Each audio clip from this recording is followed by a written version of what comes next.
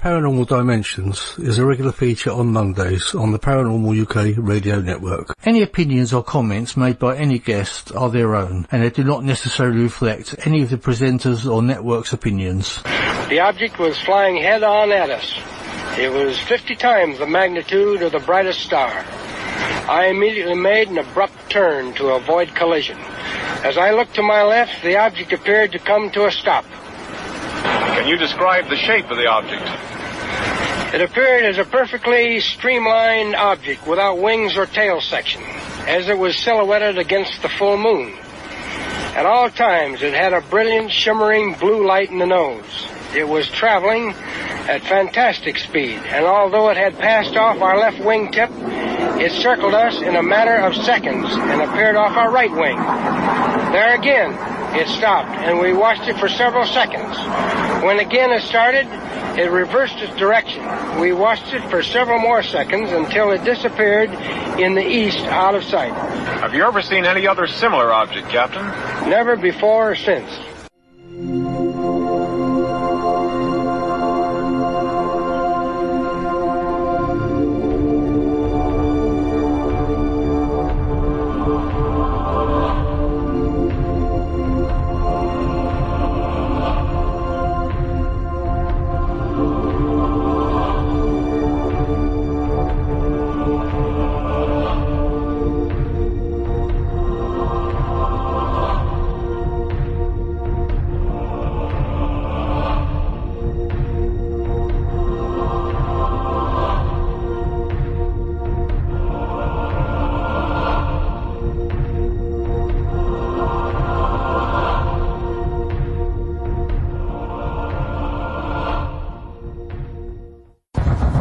Good day to you. This is Sir Patrick Moore, and you're listening to the Paranormal UK Radio Network, the UK's biggest paranormal radio network, and this is Paranormal Dimensions with David Young.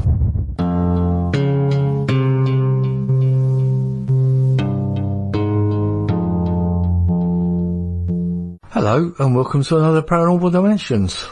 Thank you for that introduction, Sir Patrick. My guest today is Spyros Melaris, making his third visit to the show. He'll be talking about his wonderful tour that's coming up and also his new book. But just before that, as always, if you'd like to get in touch with me, my email address is davidyoung2qn@yahoo.co.uk.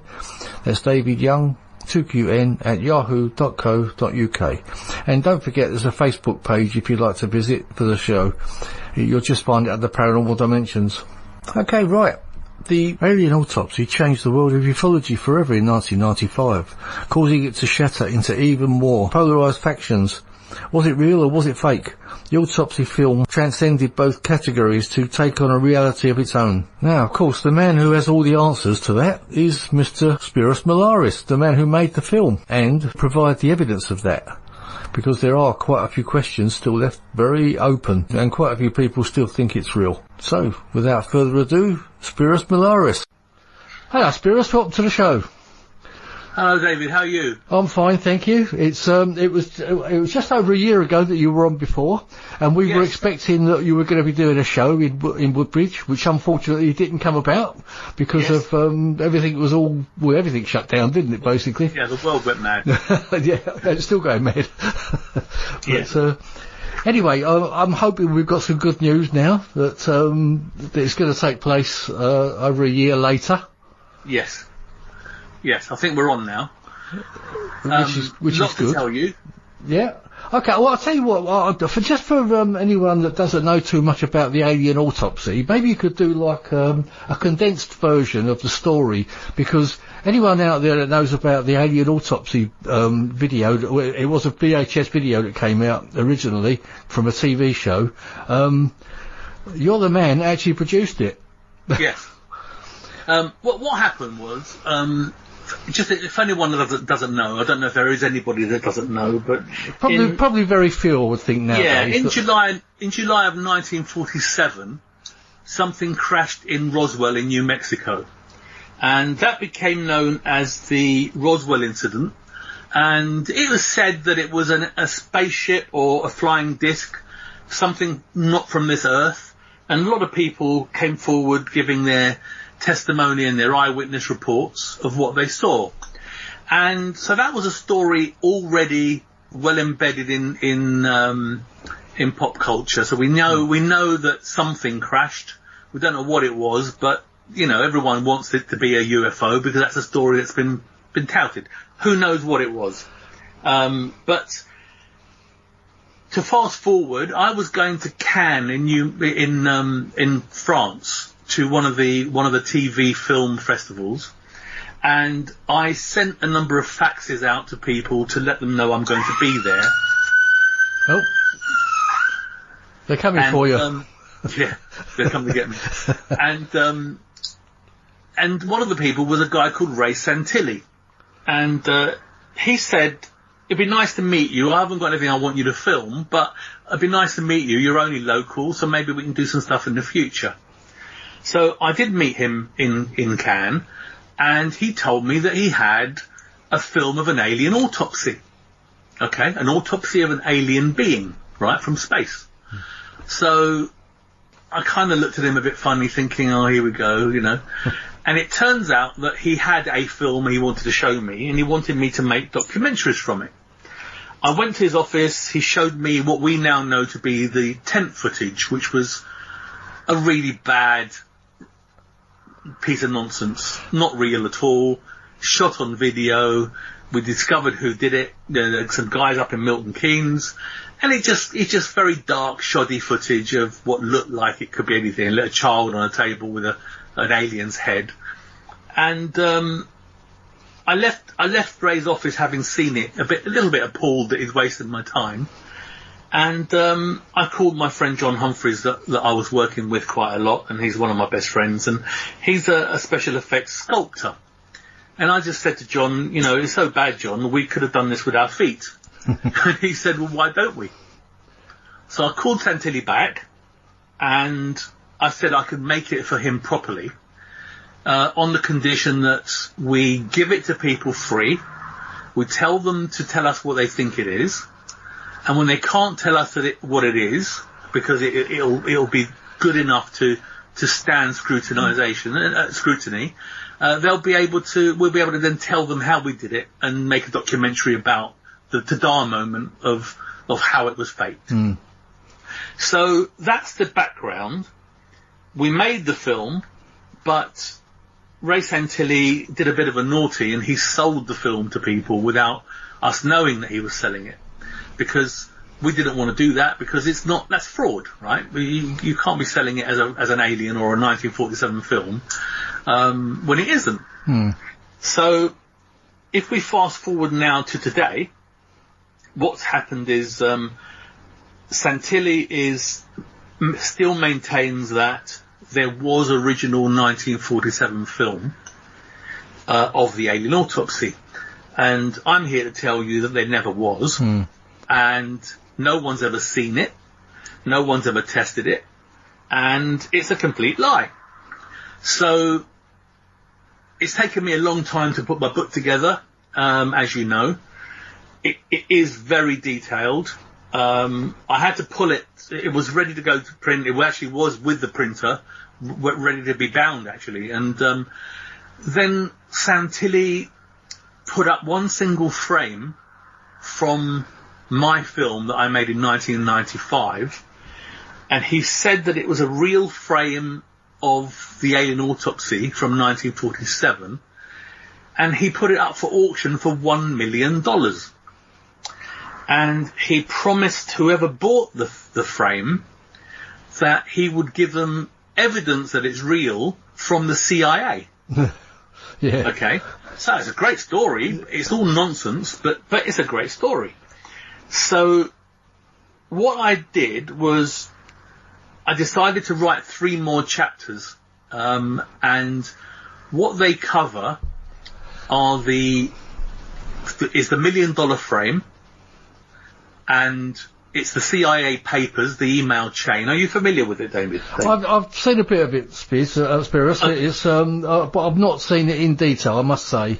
Okay. Well, in short, what it is, Robert Bigelow, a billionaire in America who owns Bigelow Aerospace, he set up a group called NIDS, and what they are, they're investigators of the paranormal Right. and the unusual.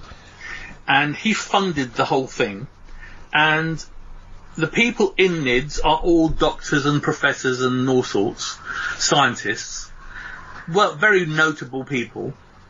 And one of those people is a guy called Dr. Kit Green. Well, yeah, I know about Kit Green, yep. Okay. Kit Green was in the CIA, and he later joined NIDS, and he was also at General Motors. He joined the car manufacturer General Motors. So there is an email chain between a few people from NIDS, all the different doctors and scientists, talking about the Alien Autopsy. And Kit Green supposedly saw my film before I'd made it. That's right. Yeah, so I've caught up with you now. I do remember that now, yes. Okay. So of course that's quite compelling now, because a lot of people don't believe me, right? So they want to believe it's real. So as soon as they hear the CIA are saying that it's real, well, the CIA hasn't said anything of the sort. Someone who used to work for the CIA, it supposedly said it in an email chain. So my good friend Chant Hanna, who is in America and who is a very, very good researcher, dissected these emails to pieces, and she discovered there are fake email addresses. People that didn't work for General Motors have got General Motors email addresses. People that were never in Singapore sending emails from Singapore. Right. So she uncovered a number of things, but she also interviewed some people that were in this email chain. And those people have said they know nothing about this email exchange. They weren't party to it. Good God. Yeah. Okay. So there's a lot of information that tells us that this email chain is fake. Now, what happened was Grant Cameron, who's another ufologist, I suppose, and he's got a monetized group where people pay him to see his stuff. He put the story out that he'd got an interview from Kit Green, who was in the CIA, who tells us that the alien autopsy is real. Okay? Yeah. Now, you know me, right? I'm very, very level-headed. Yeah. And I don't say things that I don't mean. Okay? And what I said initially about Kit Green was, well, he might have seen an alien autopsy. We don't know he has, right? Because the only reason that my alien autopsy was successful was because the possibility of it existing was very believable. Okay? It's a story that people have heard before. So that's why it's credible. So is there a possibility that somebody from within the US government or military has actually seen a real alien autopsy? Well, I've got to say I don't know, right? That's right. Yeah, you've always said that, haven't you? Yeah, I don't know. But I do know it's not my film. That's the Alien Autopsy that was released in 1995. Nothing in that film is real. Not one single frame. So what Santilli has done is he's listened to what I've told people, and he's heard that, for example, the suits that the people are wearing in the Alien Autopsy are not real because they don't exist anywhere else in the world, right? I designed them, I made them, they're unique to my film. So that's a good indication that, well, you know what, we've got Google, we've got Yahoo, we've got a number of search engines. If you can't find a suit the same, the probability of the fact that it's not a genuine suit is very high, right? Yeah. Okay, so he heard that. So what he did was he selected a frame that doesn't have anybody in it. It's just got the alien lying on the table. And he thinks it's a safe frame to say it's real. But, of course, it isn't safe, because I know a lot about that frame that he doesn't, right? There are things in that frame that simply cannot be in 1947. Well, it's quite easy for you to match things in, isn't it? You know, from your other bit of film. Yeah, well, I've got actual props that are in the film that for example, the Bunsen burner in the back of in the frame has got a triangular base. Okay? All I'd like you to do is to try and find another Bunsen burner with a triangular base. It's very easy, right? It's easy. Yeah. You could do that. But here's the thing. The only triangular base Bunsen burners that are available, if you find one, this is how rare they are, you won't find one.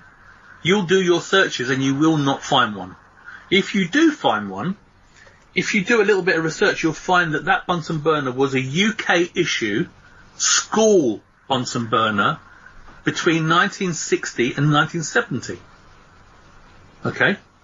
So that Bunsen burner cannot be in a film in America in 1947. Right? Yeah. Just that one thing. But Santilli wasn't to know that. I was just thinking, I must have used one of those when I was at school, probably. Yeah, of course. Now, I didn't think, when I put it into the film, I'm going to come clean, right? I didn't think for a second that Bunsen burners were anything special. I thought everyone's seen a Bunsen burner, nobody's going to even look at it twice. And nobody ever did. Right? Yeah. Because it's not something that we got experts on. It's a Bunsen burner. We saw them at school. When was the last time you saw a Bunsen burner? Right? You saw it at school. Yeah. Oh, it's probably about 1964, 63, something. Yeah. So we're not experts on Bunsen burners. So when we see a Bunsen burner in a laboratory kind of setup, you accept it. You just think, well, you know what? It's a Bunsen burner. No big deal.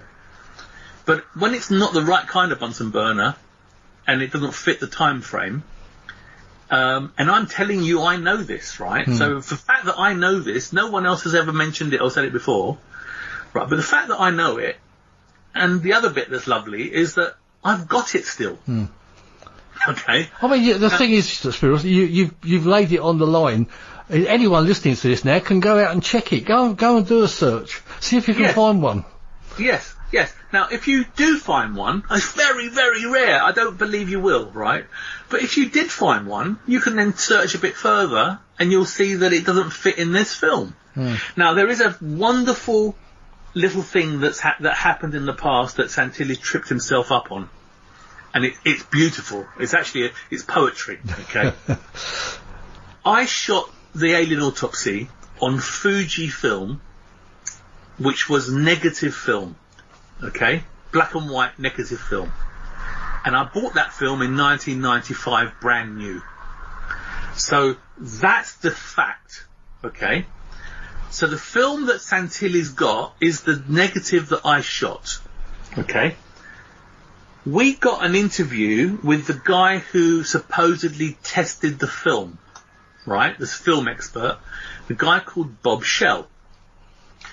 Bob Shell is on record as having said the film that he tested is Kodak Super XX film, which was available in 1947. But the difference between that film and the one I actually used is that it develops into a positive. Okay? So it's not a negative film, it's a positive film. That means when you look at it up in the light, you see the picture as it's supposed to see, as it's supposed to be. On my film, it's completely negative and it needs to be transferred to a positive. Okay? So what did Santilli do in all his wisdom? He cut out a frame from the negative film and he put it up as a real frame to sell it for $1 million. When the expert has already told us that the real film is positive. Okay? It's all in my book. Everything's in detail, great detail. I take it he hasn't found a buyer yet. Of course not, because it's not real. Now, I issued a cease and desist to Rareable, who are the auction site, and they removed the sale. Right. Then Santilli put it up again. And I removed it again, and my lawyers wrote to Rareable, and they said, please stop him putting it up again, because we're taking it down and he's just putting it back up again. You need to tell him to stop. So they must have said something to him, because he's now put it up in his company's name, in Orbital Media. This week, we have issued cease and desist documentation and legal papers to Santilli and to Orbital Media once and for all. and he's got 30 days to reply, and I'm just going to go to the cleaners now because my book's ready. I think you've got to, yeah. Yeah, my book's ready, and all the info is in there. Santilli has not got any 1947 film, so he's going to have to stand in court and say, yes, it's genuine, but I can't prove it. And I'm going to stand in court and say, no, it's not, and I can prove it. Okay? Yeah. And that's where it's going to end. So it's about time. But with the launch of the book, I think it's all coming round at the right time now. The book talks about every step of the way, all the different players, all the people that were involved. Santilli lodged a fraudulent copyright in America for a 1947 film that doesn't exist. I've also got a copyright in America for my film for the 1995, which does exist. And lo and behold, the same film that I've lodged, Santilli lodged. So one of them is not right, okay? One of us is in a lot of trouble, okay? Because if you go to a US government authority and say, give me a legal document that says that my product is now worth a lot of money, and then you use that to go and get money from American corporations fraudulently, well then I think they're going to have something to say about it. So I'm here, I'm still here, right? And I'm shouting from the rooftops, so I'm not scared of it. So let's see how he handles it. He's been confident in the past because he's tried to tie me up legally, and it's become very, very expensive. But I've now got a top lawyer who is from one of the biggest firms, biggest law firms, and very well known, who are doing it with me as a joint venture because a high profile case. So I'm not going to run out of money. I'm not going to run out of steam. It's all been put to bed now. So watch this space. Yeah. Well, you know, at the end of the day, you're not going to lose, are you? No, that's the thing. I can't lose because what I am claiming is fact. Yeah. What Santilli is claiming is pie in the sky. No one in 25 years has seen a 1947 frame with Alien Autopsy footage on it. Not one person. Now, the guy that has seen footage, Bob Shell, and also Kodak, have seen footage of some steps. Right? And those steps show nothing else. And it's from a baseball game. Right? And it's from a baseball game, American college baseball game. And it's just the steps leading up to a changing room before you see the players. And that was the correct type of film for 1947. And we basically showed the film that I shot in positive, because I had it copied to a positive film. And, but it's very new, right? It wasn't 1947 film, but it was with the other film in an old can. So when we showed him the film that I shot, wound it back up, and then he said, well, it needs some frames to test. We basically said, you can't have any frames to test, it's too valuable. We can give you some of these frames, but nothing with image on it. And he agreed, because he'd seen everything. He thought it was the same film. The fact is, it's not the same film. There's no alien on it. There's no alien autopsy room in it. There's nothing. It's just 3 steps. Right? So unrelated, completely unrelated. So Santilli really needs to produce some real 1947 film with the alien on it, or the room without the alien in it. That'll do. Because that room is completely bogus. I made it up completely. Doesn't exist. Right? So if he can produce any part of that room on 1947 film, it's quid's in. Well, I've always wondered, Spyros, what was his original motives in all this? Do you think it was actually to make a lot of money? Yeah. I didn't know this, but the tent footage that he showed me originally, because he told me it was real, right? So I was going to his office to see a real alien. So you can imagine when I saw this piece of rubbish that he showed me, I just thought, this guy's a chancer. Or he's an idiot. Because if he bought this film for a 6-figure sum, which is what he told me, then he's an idiot, right? He's bought a piece of video that was shot It is video, right? And it wasn't around in 47. And I knew that. And I said to him, this is not on film. This is computer generated scratches. This is a video. How do you know? I said, it's my job to know. So I told him exactly what it was. I said to him, it's probably shot in colour, and the colour's been taken out to make it black and white. They've added scratches, but I can see camera glitches. I can see video glitches on the film, which is not something you get from a recorded video. It's from a camera. So I know this is camera footage. I can also tell you the people degraded the video several times over to make it look old. Right? It's an old trick. So I said to him, it's not real. So at that point I knew that he either didn't know it was real and was fooled, or he knew it was real and he was trying to fool me. Well, as time went on, I eventually met the guy that made the tent footage. And the guy that made the tent footage made it for a program called something the web. Let me remember what it was called. Not Investigating the Web. I can't remember now. But it was a program that he'd made, and that was a little bit of footage within his program.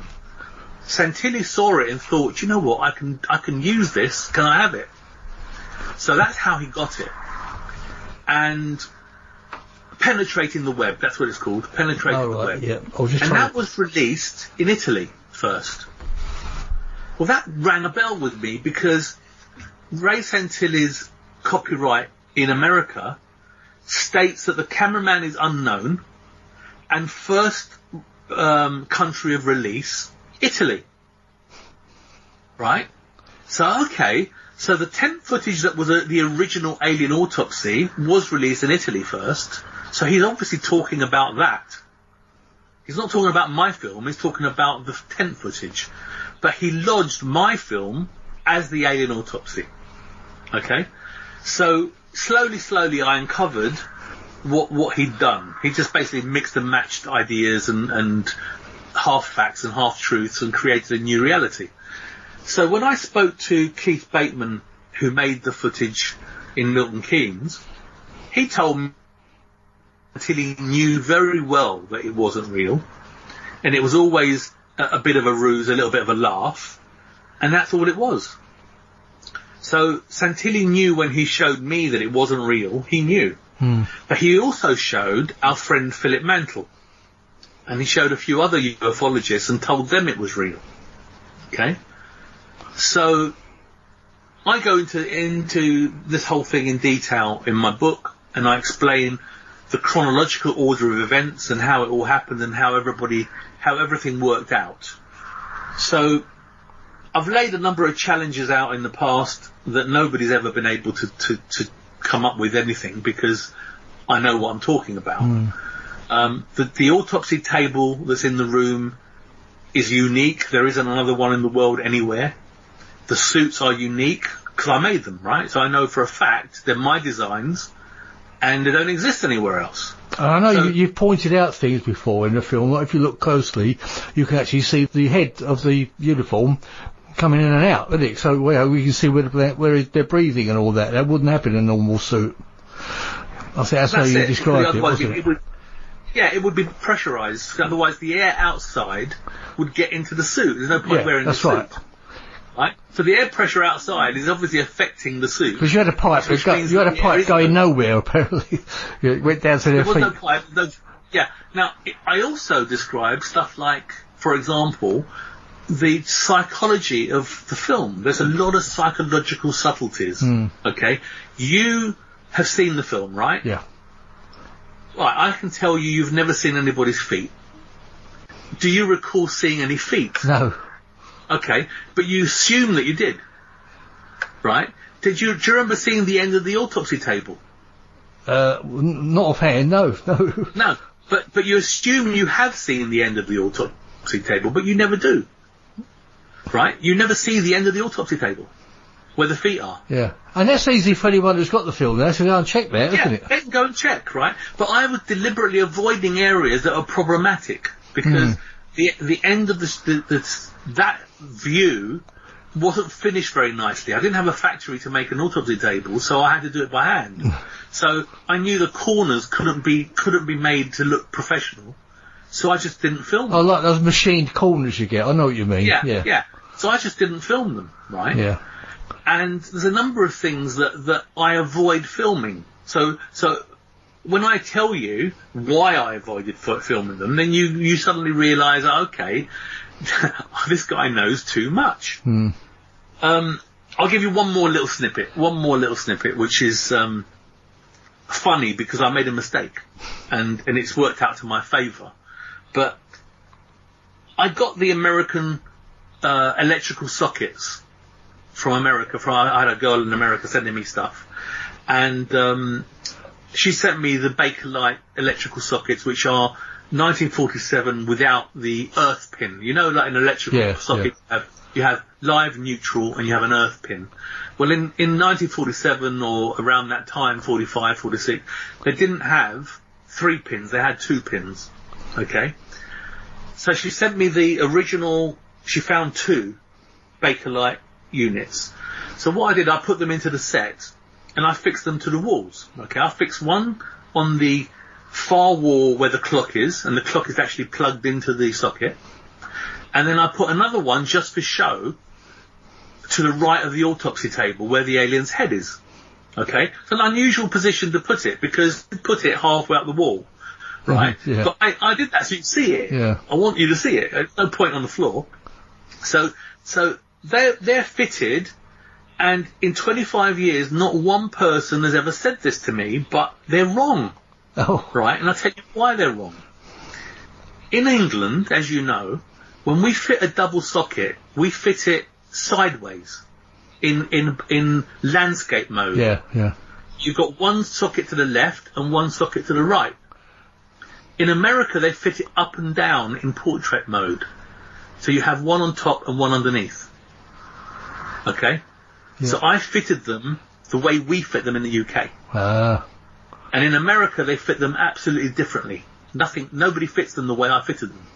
So now that I've told you that, go do some searches and you'll see that they're fitted wrong. Yeah. I must say, I mean, I've been to America several times, quite a few times. I've never really looked at the wall sockets. You know what? I knew this. I actually knew it. But when I was building the set, I was against time. Yeah. I had to do an awful lot of work. It's only me, you see. I didn't have a whole crew. Only me to build the table, all the side bits of furniture, the tent for the debris footage, and the actual room that the autopsy was going to happen in. I had to build all that myself. So I had no time. So I just rushed. So when I fitted the electrical sockets, I didn't think about it. I was in UK mode. Right? So you've now got the suits, you've got the autopsy table, you've now got the sockets are wrong, you've got the Bunsen burner that's wrong. Right? So no one else in the world ever, in 25 years, has ever said this. Okay? Only me. Only I know this stuff. So eventually you've got to start saying the probability of this guy being the guy is pretty high, right? So I'm not being big-headed. I'm not boasting. I'm just saying I know because I was there. Yeah. Right? I know exactly what happened. So the $1 million frame I go into in great detail, and Santilli did me a favour because it's a great story, isn't it? It is. It's wonderful. Hasn't our friend Colin ever mentioned that one about the socket? No, Colin's gone quiet because I believe Colin has realised how wrong he is, and he's got nowhere to go now because I've given him so much evidence that he's thinking, oh God, there's more in the book. I better be quiet because I'm gonna end up with egg on my face. We won't mention his full name, but Colin's been your adversary for a number of years, hasn't he? Trying to prove that you're a FBI agent and all sorts of things. Yeah. Listen, let me just say this on the record once, okay? Because I've got nothing against Colin, okay? I think Colin is an enthusiastic conspiracy theorist. I think that he isn't a very good researcher. He's very childish in how he behaves, and I believe he believes what he said. Okay? And I believe... Oh, I think he certainly does, yeah, definitely. Yeah. And I believe that he means well. I think he thinks that it's real, and he thinks that I'm some kind of misinformation agent. But, yeah, it's all very well, and it's very flattering, but after a while you've got to say, now, enough now, because this is now becoming embarrassing, right? You know, I've shown you so much, it's time to stop. It's time to stop. There's a lot of stuff. I won't spoil it for you because the book, I've got to tell you, I'm very excited because the book is very sexy. Listen. You're going to love it when you get it.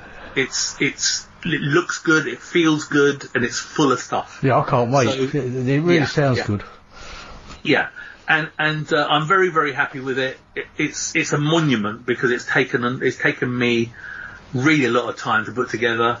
You don't understand half the information that's in there, how it got there, because you know everybody's got to be just right. Because the slightest little thing, and people will say, "Oh yeah, but what about this?" So I've been very careful to not miss stuff out, whilst not making it boring, because it's very easy to get bogged down with detail and forget that it should be entertaining. Well, it is a very well, I mean, if you don't know too much about this story, it can sound very, very confusing, can't it? Yes, you know, it can. So it does take a lot of thinking about. So apologies out there if you've never really heard much about this story, but it is something worth delving into. I'm going to tell you this, okay? Anyone that doesn't know about this, okay, it's been billed as the greatest hoax of all time. Yeah. It's been seen by 2 billion people. Although there might be another one now, but we won't go into that. Yeah. But it's still that. I don't buy that as a hoax because I think that's a scam. Right? All right, but that's another story. Yeah, we won't go into that. Yeah, but here's the thing, right? 2 billion people around the globe have seen this image. Okay? It stood the test of time. It's 25 years later, and we're still talking about it. People are telling me still, even right now, people are telling me it's real. Yeah, I know. Still, okay? We're getting also, every time we turn around, we see a new story pop up, and it's one thing after another. CIA, you know, the CIA said it's real because no, they didn't say that. It's all nonsense, but it's a great story. So, if you haven't heard about the story before, it initially started off as a bit of fun. It wasn't supposed to last so long. It was supposed to last a couple of months, maybe 6 weeks, and then we're going to make a reveal show to show how we made it. That's all it was ever meant to be. Yeah. But the distributor of the film, Ray Santilli, saw that he could make a few $1 million out of it, and that's what he did. But he did it behind our back, so we didn't know that he was selling it. So, and we didn't get paid. We got some royalties early on, very, very little, but we got something right early on, which was on a VHS tape, which was called Roswell the Footage. Now that was the very, very first release that ever went out. And it was a documentary that I made with a bogus cameraman making a statement, and the footage at the end, inviting people to look at it and to tell us what it is. Okay? Yeah. So that went out initially by mail order, and then Santilli gave it free to Channel 4, which is what I agreed. I said we'd give it free to TV companies and let them investigate it. Don't tell them anything. Don't say it's an alien. Don't say it's a human. Don't say anything. Let them tell us what it is. Yeah, then you come clean a month later or something. Yeah, because once you investigate it, this is what happens, okay? The creature on the table isn't human, okay? So a doctor will say that. A doctor will say this is not a human being. A special effects person will say it's not a special effect because we couldn't have done that in 1947. Didn't have the technology to make that kind of a special effect. So it can't be a special effect. So if it's not a human and it's not a special effect, then what is it? Okay? So that's a dilemma that they would have. And the end of the conversation would be, we don't know what it is. We can't tell.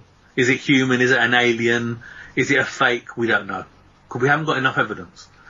And then we would say, it's a fake, and this is why it's a fake. Okay? This is how we made it. But we never got to that point because Santilli sold it to America, to Fox TV, for a lot of money. And we thought that they got it free like Channel 4 got it free, right? We weren't party to the deals. And then Santilli sold it on to Germany, France, Russia, Japan, all over the world, and made millions. And we didn't find out until very, very late in the day because we believed him. We just believed that. I know it's not funny, but it was quite funny to me the way you found out because you were sitting having a cup of coffee or something, and you spat your coffee out because it came on the television. That's right. I was in Hong Kong. I was actually in Hong Kong in a hotel room, and I saw it on telly, and it was like, what was this, right? I'm in Hong Kong, you know. It's a very obscure place to be, right? Yeah. To see my film. So I phoned Santilli and I said, it's on telly here. And he said to me, oh, they've bootlegged it and we can't stop them. I said, how can we not stop them? He said, well, because we said it's original 1947 and therefore it's a military film, so it's not ours, so they're not ripping us off, they're ripping the government off. So we can't do a thing about it. And of course that made sense. Okay, so what do we do now? Well, nothing we can do. Okay. Well, this happened again and again and again.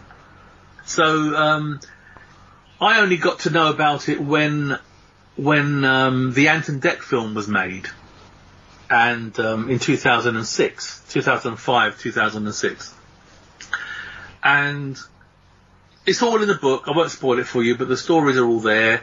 Have you heard about Adrian Sington? No, that's a new one. No, okay. Adrian Sington is an author. He's a writer, and Santilli told me when the Anton Deck film was out, he said, "Look, you know, we want you to tell the story now. So we've got a publishing deal. So we're going to appoint a writer for you, a guy called Adrian Sington, and he's going to come and take interviews from you, and then he's going to write the book from your perspective, and you can have all the royalties and blah blah blah to make up for what they did." So reluctantly I agreed, and I did a tape interview with Sington, and then Sington gave the tapes to Santilli, who then edited the tapes up to make it sound like I was saying there was real film. Just completely wrong, right? So I exposed that as well. I tell the story there. I had a couple of phone calls with people that know Santilli that I've transcribed.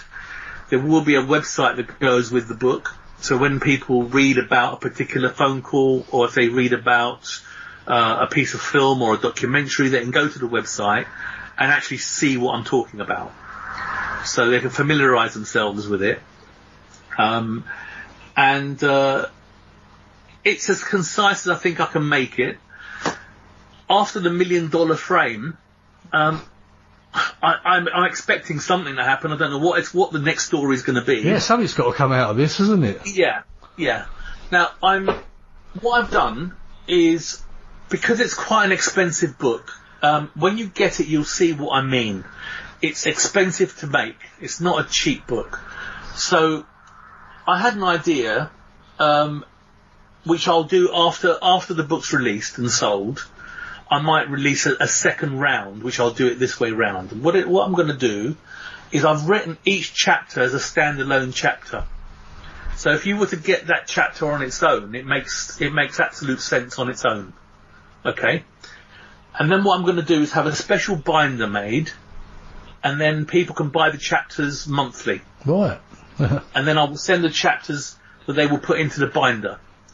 And then they can create their book via in a more easy way to buy it. It isn't as good as the book, because the book is, as I say, it's not going to have a build-up plastic alien to go with it, is it? A piece of alien at a time, you know? Yeah, that's a great idea. I've got another website which is called Alien Gifts 4, number 4, U. It's called Alien Gifts. No, what's it called? It's called Alien.Gifts. That's what it's called. Alien.Gifts, right. Alien.Gifts. And that's going to be launched with lots of memorabilia where you can buy stuff that's shown in the film, like the I-beams and the control panels and all that sort of stuff. I'm just checking that is the right domain name I just gave you. Let me just quickly check. Alien. Just confirming that yes, it is. It's alien.gifts, as in presents. Sounds excellent. Yeah, and that's going to be coming soon. There is a holding page there at the moment, and it will have everything from T-shirts and mugs and all different things. Quite a lot of fun stuff. And like I say, you can't get the stuff that's on there anywhere else. And so anyone that really wants, there's quite a few fanatics out there. We are going to have a life-size alien available. The very, very first one is going to Uri Geller's museum in Israel. And then there'll be a limited edition of those. Not many people are going to want a full-size alien, but a few people have asked me for them. I reckon the Roswell Museum will want one. Yeah. Well, it's up to them. The Roswell Museum, obviously, they're I created a hoax. I'm a thorn in their side. Yeah. Because for me it was a bit of fun. To them, it's a life. It's a serious. It's a serious thing. Who knows what happened in Roswell, right? Who knows? I interviewed a lot of people in Roswell about the Roswell, about the incident, and what really made me think that everything we're being told is unreliable is that people that described what the aliens looked like described something different to what I made. And then when I made mine, everybody started saying, oh yeah, that's what we saw. And as soon as they did that, I knew they were lying, you see. So I kind of lost faith in, is it a money-making machine? If you've ever been to Roswell, you'll be able to see that it's a meal ticket for them. Yeah. There are 6 crash sites, or 7 crash sites. Well, there can't be, can there?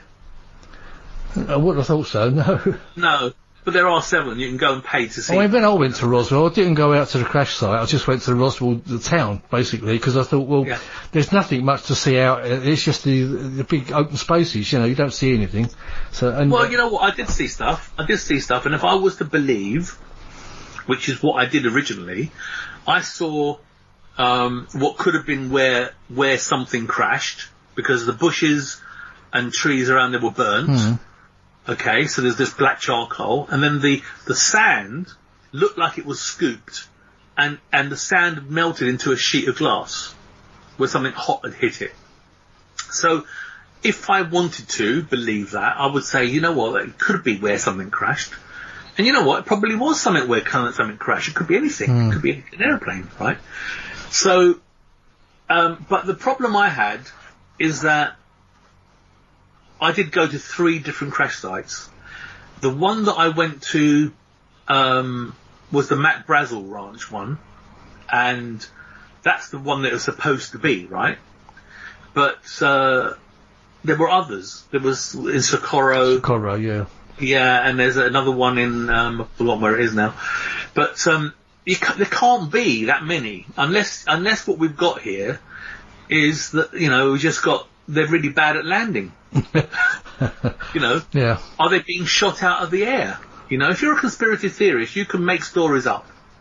You can make it all work and fit whatever you want it to believe. What if they're turning up and then the military's shooting them down? That could be why they're crashing, right?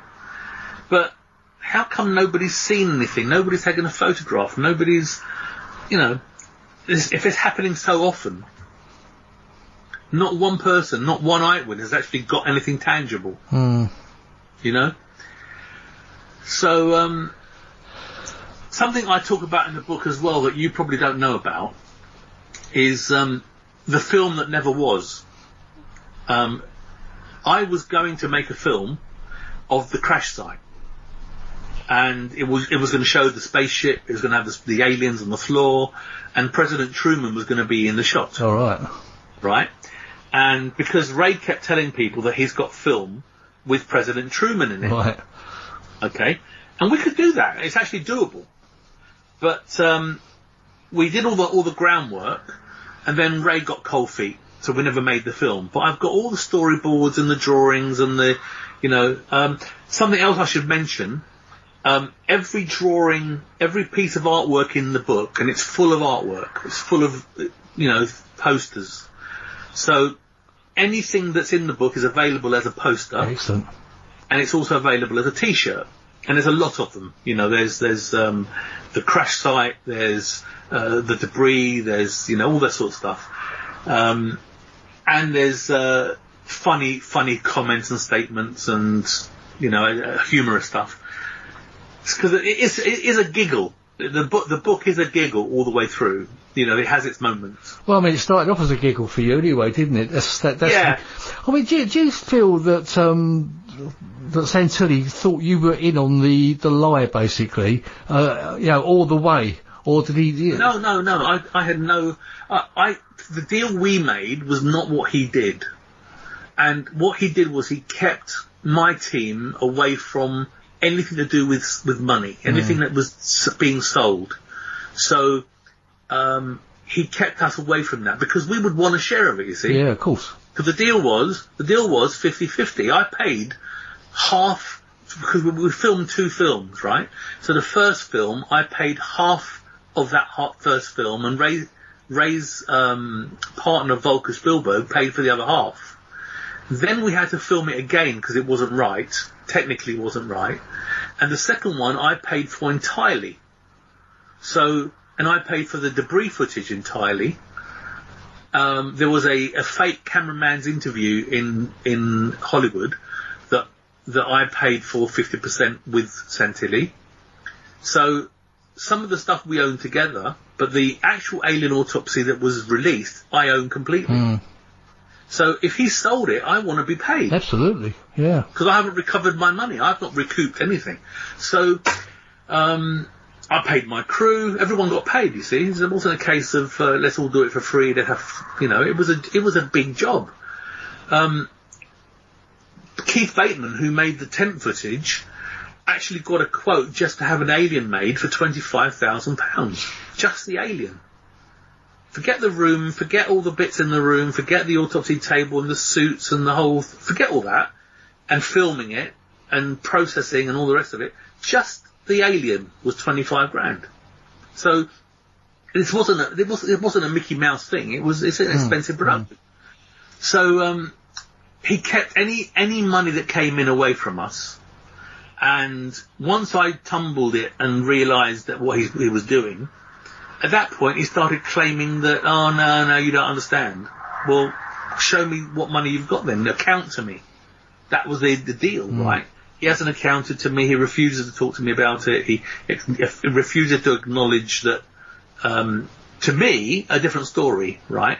But to the world, he even told people that I wasn't even involved at one point, right? On this $1 million frame, I've got a series of texts from Santilli telling me that, if I don't make a fuss about it, we can share the money. Well, why would you share the money with someone that wasn't even involved? Yeah, of course. Right? So, it's enough now. I think it's time. Yeah, he's just trying to feed you something to keep you quiet, isn't he? It's the usual, it's the usual thing, It's the usual thing. So, he's got nothing I want. He's done enough damage, and I'm a good friend, and for a long time I went along with stuff that he said because I believed him, and I just thought, well, we're close. If he sells me, that's how it is. That's how it is. Why would I just? Do you feel that he might be sitting on a lot of money, or? Oh, absolutely. Yeah, absolutely. So really, I mean, you may well be coming into a few quid later. Well, you know what? I deserve it. Yeah, you do deserve it. Yeah, after all this that you've done, and and the 20 odd years of pain and suffering you've been through as well. Yeah. I've been called all sorts of things. You can't believe I've seen some of it. Yeah. Yeah. So, and I've had my family harassed. I've had, and this is, for me, this is a film. People grow up. This is not life or death. But to some people, it is life or death. It's like it's the Holy Grail. So I get it. I do get it. I didn't get it at the time. Yeah, I think we said this before. This would actually make a fantastic movie, wouldn't it? It's going to happen. That's definitely going to happen. That would be great. I've got a movie and I've got a TV 6-part series that I'm putting to bed. I have a few offers, so I'm not sure where I'm going to go yet, but I have got offers, and that will happen in due course. The book released, once the book is pressed and finished, the film and everything will be locked up because they suddenly have something to write a script from. Yeah, sure. My book talks about all the characters and the interaction between the characters and the bits and pieces that happened. And there's some funny parts in there. There's very, very funny little things that happened and stuff. It would make a really good movie. Yeah, it would. It'd make a fantastic movie. Yeah. And also, your book, when you're going to bring it out in 3 different sort of versions, weren't you? Like you're going to have a really nice deluxe version, a hardback, and a paperback.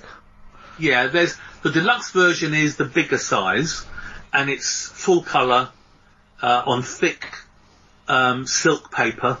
So all the pages are quite substantial, and a hardback, and it's very lovely. And it's a limited edition as well, wouldn't it? Yeah, that's a limited edition, and I'm giving 50% of the taking. So all the profit is going to my homeless charity on that book, and the hardback is about a centimetre on each flat, so a couple of centimetres smaller.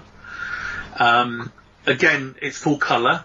The pages are a bit thinner, so it's not as luxurious, if you like, but it's still lovely. Still a lovely book. And then there'll be the normal paperback, which I'm still trying to work out how I'm going to do that, because the book is full of colour pictures, and it might just be that there's no need for a paperback. Right. Yeah. But we'll see. We could do maybe just black and white pictures, or would that not work? Do you think? It wouldn't work. When you see it, you'll see what I'm saying. Yeah. It would be a shame. But yes, I could do that. There might be a way of doing it as a paperback in colour, but just not the same layout that I've got on the other books, because the other books have got the pages are divided into 2 halves. So you've got black with white writing, and you've got a kind of mottled old-fashioned paper with black writing. And it's lovely to look at, but if I just got rid of that and made it all black and white and a few colour pictures, that might work. Yeah, that might work. Yeah. Okay. Now the next exciting thing coming along is hopefully you're going to be touring with your how it was done. Yes. I'm going to tour the book. So I'll be doing a live talk. With video presentation and slides and all sorts of stuff, and then people can ask me questions and anything that I may not have covered any before, and I'll show them, illustrate them, and show evidence and that sort of stuff. And I'll have the books with me, so anybody wants to buy a book, I'll have them with me. So I'm going to do that. I'm going to tour that just about everywhere. I've been booked to go to Spain in October. And we're doing a show in September, aren't we? Yep. We've got Woodbridge booked in Suffolk. Yes. Which we need to sort of start moving on, don't we, a little bit? Yes, absolutely. That's all good. And I've got a number of other offers. What I'm trying to do, because my friend Tony Moore, who you're going to meet tomorrow, is he operates the computer for me when I do my talk. Because he's a bit of a whiz kid like that, and he has his own show called Awake, which is a musical journey about what's happened to us this last year, right? All about lockdowns and all the rest of it. It's a really great show. Yeah, I'm looking forward to that. Yeah, and so what we decided to do is if we're going to take my show to Scotland or to Manchester or wherever, and Tony's going to be with me, we're going to be booking halls to do my talk in the afternoon and then Tony's show in the evening. So we're going to do that as a tour together. Yeah, it's a great idea. Yeah. And tomorrow when you see the show, you'll know exactly what I mean. It's right up your street, because it will resonate with you. And you're not going to understand how he's doing everything. He's a genius. He's actually a genius. When you see what he does tomorrow, you'll see, wow. You know, it's just. He's been in one or two big bands as well, hasn't he? He was in Iron Maiden, and he was also in Cutting Crew. Right. And he's a great songwriter. We did a daily show on Facebook every single day for a year, 2 hours a day, because everybody was locked up. So we wanted a place where everyone can go, a routine. Everybody can go at 8 o'clock at night and meet up with friends. So we did this show 2 hours a night for a year, which is quite an achievement. And he did it from his shed, and I did it from my office at home, and we put this show together. And it was fantastic. It was really great. Met a lot of people that we didn't know, and it was just somewhere to go. So it was a routine that because people had stopped going to work, they stopped going out, they stopped going to pictures, you know.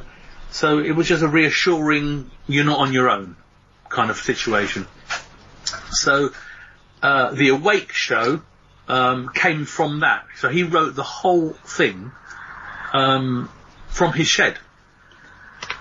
It's really something else. Yeah, I did catch a few clips when you were doing that. Unfortunately, I couldn't catch all of it a lot of the time because I was sort of busy doing other stuff. But it was because it was a bit of an awkward time for me.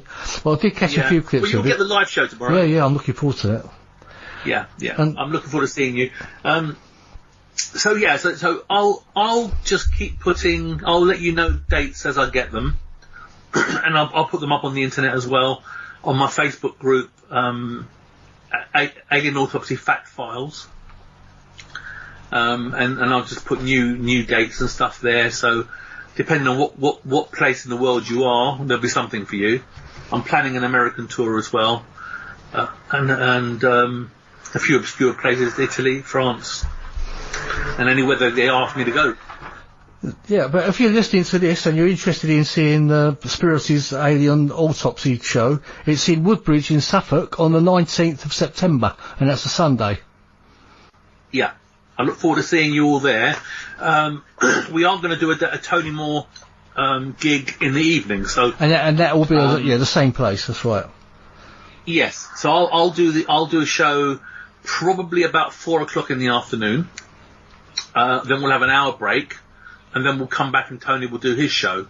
So if you come to one, you can go to both. That's right. And you've got an Alien Autopsy page on Facebook, haven't you, Spyros? If anyone wants to come and catch up with it. Alien Autopsy. It's called Alien Autopsy Fact Files. That's it.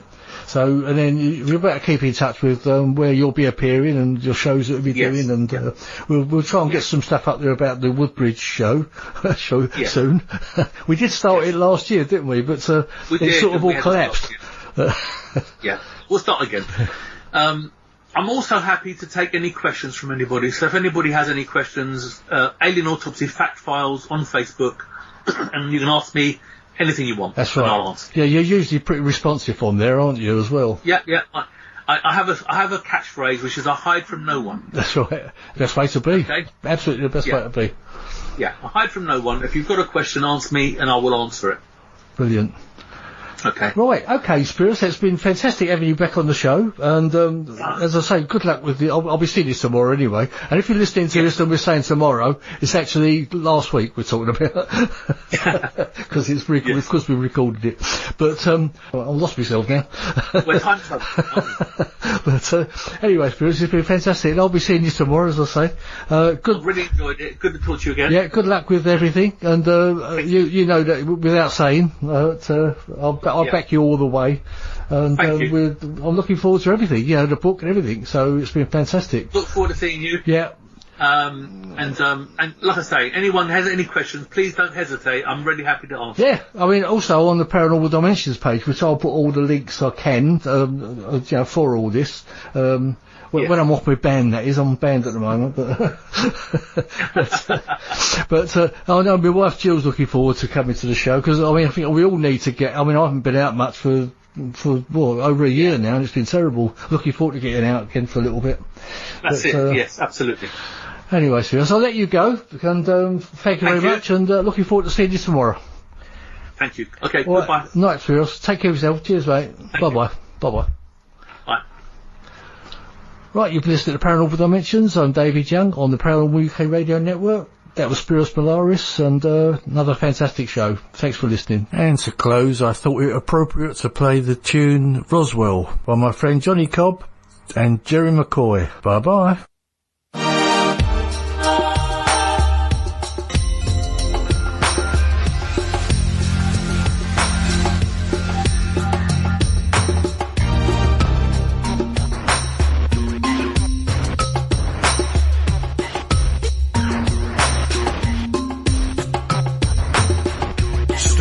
Night in New Mexico,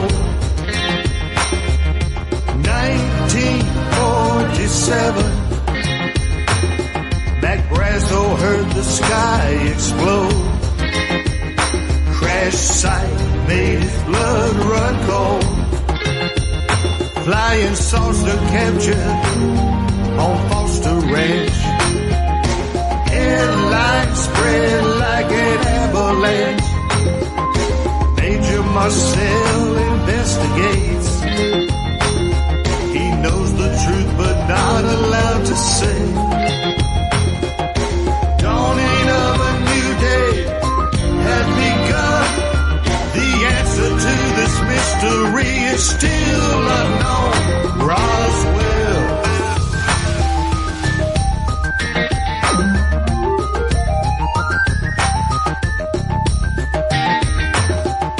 There's no disc, no aliens. The men in black lay down the law. Keep your mouth shut and walk away. You didn't see what you saw. The story disappeared. Cover-up was locked down. Powers that be closed the case till Stanton Friedman came to town. The secret was exposed, conspiracy unveiled. Disinformation did not prevail. We know we're not alone. We're not the only ones who search the universe and interdimensions.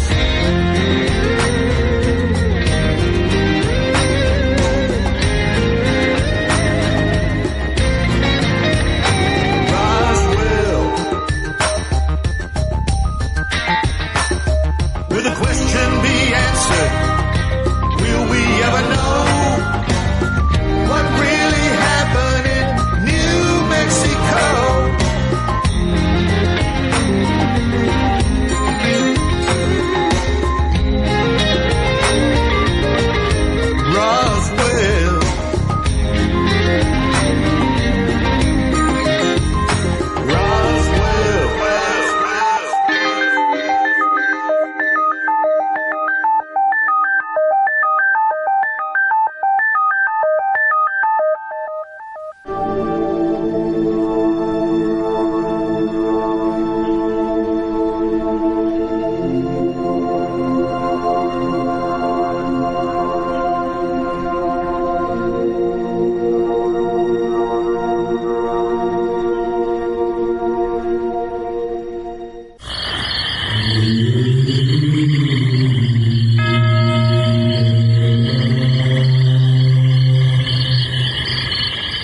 Paranormal Dimensions is a regular feature on Mondays on the Paranormal UK Radio Network.